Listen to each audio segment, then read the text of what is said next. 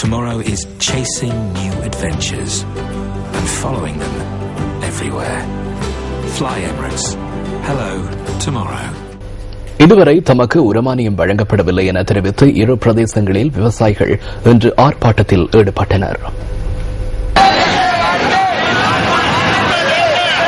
கெகிராவா மட்டாட்டுகம பகுதியில் உள்ள 15 விவசாய சங்கங்களைச் சேர்ந்த விவசாயிகள் கெகிராவா நகரில் ஆர்ப்பாட்டத்தில் ஈடுபட்டனர். உரமானியம் வழங்கப்படாமையினால் தமது விளைச்சல்கள் பாதிக்கப்பட்டுள்ளதாக அவர்கள் சுட்டிக்காட்டுகின்றனர்.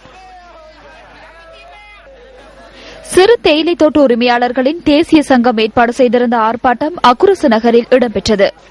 உரமானியம் வழங்கப்படாமை மற்றும் தமது உற்பத்திக்கு நியாயமான விலை வழங்கப்படாமை உள்ளிட்ட பல காரணங்களை அடிப்படையாக கொண்டு இந்த ஆர்ப்பாட்டம் முன்னெடுக்கப்பட்டதாக விவசாயிகள் தெரிவிக்கின்றனர். இந்திய மீனவர்கள் இலங்கை கடற்பரப்புக்குள் அத்துமீறி பிரவேசிப்பதை தவிர்ப்பதற்காக விசேட திட்டம் ஒன்று ஆரம்பிக்கப்பட்டுள்ளது. இந்த திட்டம் இந்திய கரையோர பாதுகாப்பு படையினரால் ஆரம்பிக்கப்பட்டுள்ளதாக இந்திய ஊடகங்கள் செய்தி வெளியிட்டுள்ளன. இதற்கமைய இலங்கை கடல் எல்லைக்கு அருகில் முன்னெடுக்கப்படுகின்ற ரோந்து நடவடிக்கைகளை விஸ்தரிப்பதற்கு இந்திய கரையோர பாதுகாப்பு படையினர் நடவடிக்கை எடுத்துள்ளனர். இலங்கை கடற்பரப்புக்குள் அத்துமீறி பிரவேசிக்க முற்படும் படகுகளை நிறுத்தி மீண்டும் இந்திய கடற்பரப்புக்கு அனுப்பி வைப்பதே இந்த நடவடிக்கையின் நோக்கமாகும். இதனைத் தவிர இந்திய மீனவர்களின் படகுகளில் அந்த நாட்டின் தேசிய கொடியை பறக்கவிட வேண்டியதும் கட்டாயமாக்கப்பட்டுள்ளது. இதனைத் தவிர மீன்பிடி படகுகளில் பதிவு இலக்கங்களும் தெளிவாக காட்சிப்படுத்தப்பட வேண்டும் என மீனவர்களுக்கு அறிவுறுத்தல் விடுக்கப்பட்டுள்ளது. இந்திய மீனவர்கள் இலங்கை கடற்பரப்பில் கைதாவதை தடுக்கும் வகையில் புதிய விதிமுறைகள் அறிமுகப்படுத்தப்பட்டுள்ளதாக இந்திய ஊடகங்கள் செய்தி வெளியிட்டுள்ளன. 13வது அரசியலமைப்பு திருத்தத்தில் மற்றொரு திருத்தமாக கொண்டுவரப்பட உள்ள 19வது அரசியலமைப்பு திருத்தம் நாளை பாராளுமன்றத்தில் சமர்ப்பிக்கப்பட உள்ளது. கடந்த வியாழக்கிழமை நடைபெற்ற அமைச்சரவை தீர்மானங்களை அறிவிக்கும் ஊடகவியலாளர் சந்திப்பில் அமைச்சர் கெஹிலி ரம்புக்வெல்ல இதனை குறிப்பிட்டிருந்தார். 2 மாகாணங்களை இணைப்பதற்கான அனைத்து சந்தர்ப்பங்களையும் நீக்குவதற்கு தீர்மானிக்கப்பட்டுள்ளது.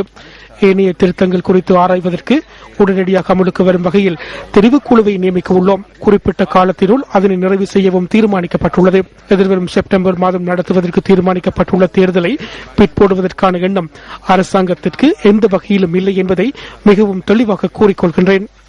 அமைச்சரவையில் இணக்கப்பாடு எட்டப்பட்ட திருத்தத்தை பாராளுமன்றத்தில் சமர்ப்பிப்பீர்களா அல்லது அவசர சட்டம் மூலமாக சமர்ப்பிப்பீர்களா? அவசர சட்டம் மூலமாகவே சமர்ப்பிப்போம்.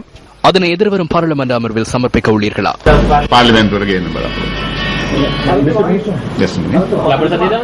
ஆம், எதிர்வரும் செவ்வாய்க்கிழமை சமர்ப்பிப்போம். 13வது அரசியலமைப்பு திருத்தத்தில் பல விடயங்கள் உள்ளடங்குவதாக அரசியல் தொடர்பான விற்பனர்கள் தெரிவிக்கின்றனர். மாகாணங்களை ஒன்றிணைப்பது தொடர்பில் தற்போதுள்ள சரத்தில் கொண்டுவரப்பட உள்ள திருத்தம் தொடர்பில் அதிகம் பேசப்படுகிறது.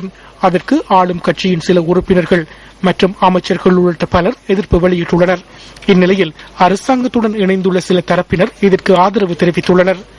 வடக்கு கிழக்கு மாகாணங்களை இணைக்கும் பட்சத்தில் நாட்டின் ஏனைய மாகாண சபைகளை போன்று அல்லாது பாரியளவிலான நிலப்பரப்பு கிடைப்பதால் சிக்கல்கள் ஏற்பட முடியும் என சிலர் தெரிவிக்கின்றனர். 13வது அரசியலமைப்பு திருத்தத்தை மேலும் வலுப்படுத்தும் நோக்கிலேயே இந்த புதிய திருத்தம் கொண்டுவரப்பட உள்ளதாக அவர்கள் தெரிவிக்கின்றனர்.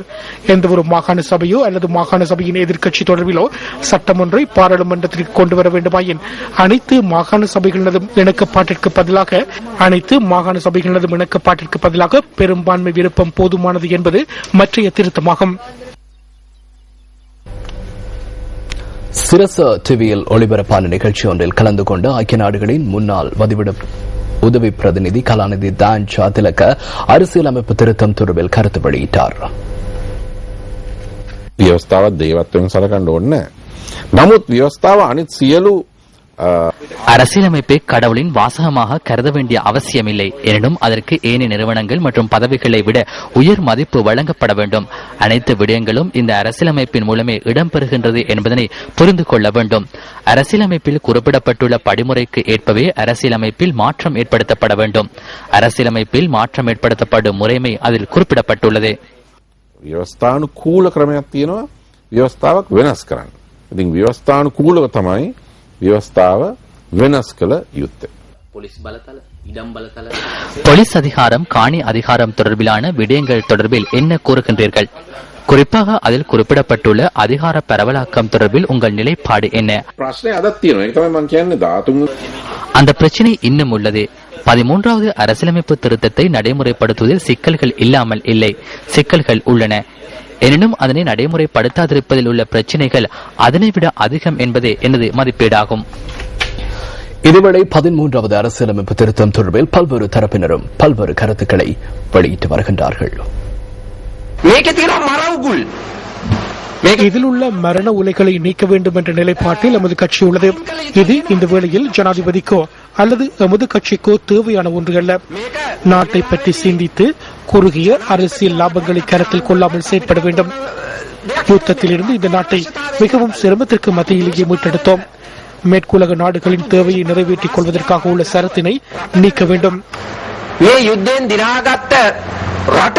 ඉතා අමාරුවෙන් දිනාගත්ත රට බටහිර බලවේගවලට තමුන්ගේ අවශ්‍යතාවයන් ඉටු කරගන්න තියෙන වගන්ති අයින් කරගන්න එකයි මෙතන කරන්නේ. අපේ ராஜித சேனாரத்ன எமது அமைச்சர் ராஜித சேனாரத்ன அவர்கள் தனது பிறந்த நாள் விழாவில் மிகச்சிறந்த கருத்தொன்றை தெரிவித்திருந்தார். மாகாண சபைகளுக்கு போலீஸ் மற்றும் காணி அதிகாரங்கள் வழங்கப்படுகின்றமையினால் எவ்வித பாதிப்பும் கிடையாது என அவர் குறிப்பிட்டார். மாகாண சபை சட்டத்தை வாசித்துள்ளதாக அவர் கூறினாலும் அதில் போலீஸ் மற்றும் காணி அதிகாரங்கள் பற்றி குறிப்பிடப்படவில்லை. போலீஸ் மற்றும் காணி அதிகாரங்கள் தொடர்பாக மாகாண சபை சட்டத்தில் குறிப்பிடப்படவில்லை. அவை தொடர்பில் அரசியலமைப்பிலேயே குறிப்பிடப்பட்டுள்ளது. மதிப்புக்குரிய ராஜித சேனாரத்ன அமைச்சர் உங்களது சவாலை நான் ஏற்றுக் கொள்கின்றேன். காணி மற்றும் போலீஸ் அதிகாரங்களினால் நாட்டிற்கு ஏற்படுகின்ற விளைவு குறித்தும் அதனால் நாடு இரத்த கரையில் நிறையும் என்பது தொடர்பிலும் உங்களுடன் விவாதித்து உறுதிப்படுத்த நாம் தயாராக உள்ளோம்.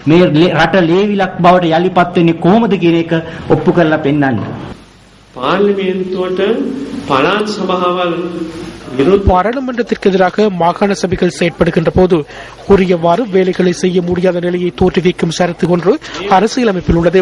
பாராளுமன்றத்தினால் நிறைவேற்றப்பட்டு பெரும்பான்மையான மாகாண சபைகள் ஏற்றுக்கொள்ளும் விடயம் ஒன்று தொடர்பில் ஏதேனும் தனி மாகாண சபை ஒன்று எதிர்ப்பு தெரிவிக்குமாயின் அந்த விடயத்தை முன்னெடுக்க முடியாது.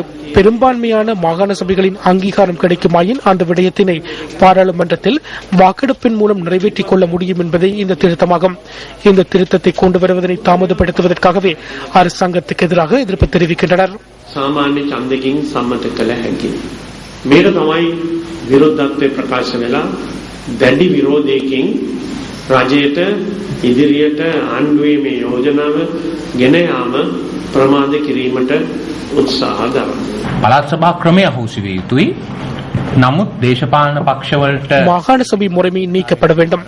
அரசியல் கட்சிகளுக்கிடையே இதற்கு இணக்கத்தை பெற்றுக் கொள்ள முடியாவிட்டால் அதற்கு 3-2 அதிகாரம் தேவைப்படுகின்றது. சிலர் போலியாக வீரர்கள் போன்று குரல் கொடுக்கின்றனர். தற்போதுள்ள மாகாண சபை முறைமை தொடர்ந்தும் செயற்படுத்தப்படுமாயின் அதற்கமைய வடபகுதி தேர்தல் நடைபெறுமாயின் எதிர்காலத்தில் வடக்கில் நிச்சயமாக ரத்தம் சீந்த வேண்டிய நிலை ஏற்படும். இது தொடர்பில் செயற்படுகின்ற அனைவரும் அதற்கு பொறுப்பு கூற வேண்டும். இது தவம் செய்யும் யுகமல்ல. இந்த பிரச்சனையின் போது விளையாட முடியாது. காணி மற்றும் போலீஸ் அதிகாரங்களை வழங்க முடியாது. மாகாணங்கள் ஒன்றிணைவதல்ல இங்குள்ள பிரச்சனை. காணி மற்றும் போலீஸ் அதிகாரங்களே எமக்கு பிரச்சனையாகும். இவ்வாறு பேச வேண்டிய நிலை ஏற்படும் என நான் நினைக்கவில்லை. எதனையும் எதிர்நோக்க நாம் தயாராக உள்ளோம்.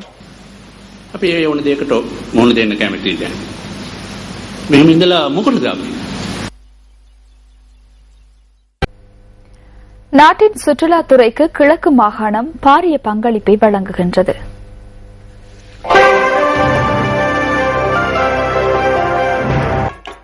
இலங்கையின் சுற்றுலாத்துறையை முன்னேற்றமடைய செய்வது அரசாங்கத்தின் முக்கிய நோக்கங்களில் ஒன்றாக காணப்படுகிறது. இந்த நிலையில் கிழக்கு மாகாணத்தின் பல்வேறு பகுதிகளையும் அபிவிருத்தி செய்யும் நடவடிக்கைகள் முன்னெடுக்கப்பட்டு வருகின்றன. இதற்கமைய அம்பாறை மாவட்டத்தின் அருகம்பை பிரதேசத்தையும் அபிவிருத்தி செய்யும் நடவடிக்கைகள் தற்போது முன்னெடுக்கப்பட்டு வருகின்றன. அருகம்பே சுற்றுலா பயணிகளின் உள்ளங்களை கவர்ந்த ஒரு இடமாகும். பிரித்தானியா, ஆஸ்திரேலியா, சுவிட்சர்லாந்து, ஜெர்மனி மற்றும் இஸ்ரேல் உள்ளிட்ட உலகின் பல்வேறு நாடுகளையும் சேர்ந்த உல்லாச பயணிகள் இங்கு அதிக அளவில் வருகை தருகின்றனர்.